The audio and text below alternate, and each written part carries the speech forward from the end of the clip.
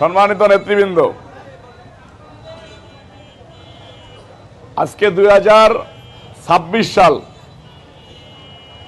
এই 26 সাল আমরা কখনো ভাবি নাই যে জাতীয় সংসদ নির্বাচন হবে। ভাবছি আমরা আবার সেই 31 সাল চিন্তা করে রেখেছিলাম, তাই না? 41 ওরা বলছে, কিন্তু 5 বছর পর পর নির্বাচন হইলে 30 সাল 31, 29 সাল হিসাব করে রেখেছিলাম। আপনারা এখানে যত লোক আছেন, এই যে মোহাম্মদপুরবাসী, মাগুরার থেকে আলী ভাই আইছে, মনোয়ার ভাই আইছে, আমি তাদের সম্বন্ধে কোনো কথা বলবো না।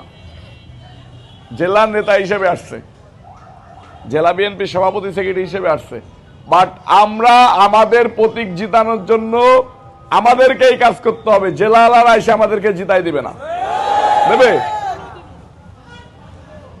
এই যে লোকজনগুলো আছেন, এরা কেউ জেল খাটছেন, কেউ বাগানে ঘুমাইছেন, কেউ মোহাম্মদপুর ছাড়ছেন, কারো সন্তানকে মেরে ফেলছে, কারো ভাইয়ের হাত পা ভেঙে ফেলছে, কারো নিজেকে হাত পা ভেঙে ফেলছে।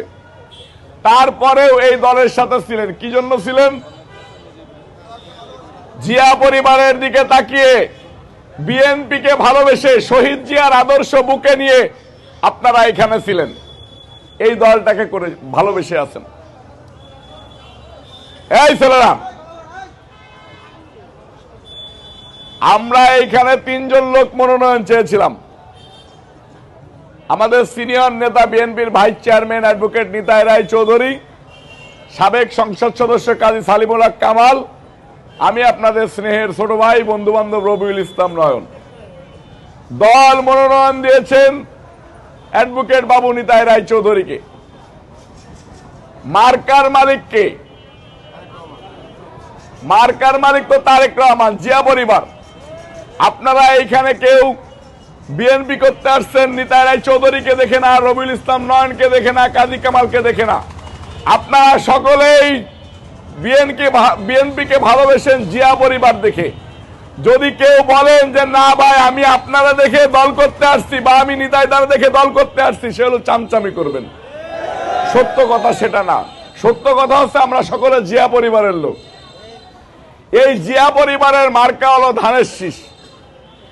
এই ধানের শীষ যদি হেরে যায়, হেরে যাবে গণতন্ত্র। ধানের শীষ যদি হেরে যায়, হেরে যাবে আপনার রক্ত, যে রক্ত আপনি রাজপথে দিয়েছেন।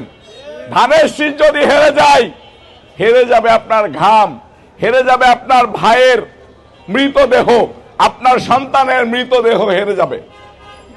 তাহলে কি করতে হবে? ধানের শীষকে জিতাইতে হবে।